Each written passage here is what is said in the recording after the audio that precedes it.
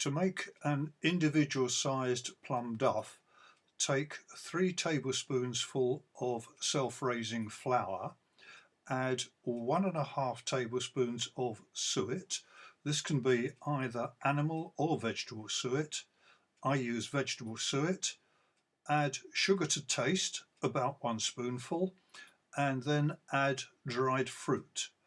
My preference is for sultanas. Stir to mix the dry ingredients together, then add cold water and stir the mixture. The basic rule is the wetter the mix, the softer the duff. Pour into a greased microwavable dish, remembering to allow for the duff to expand, and then pop it into the microwave oven. Cook it for 2.5 minutes on full power, and once cooked, turn out onto a plate or dish.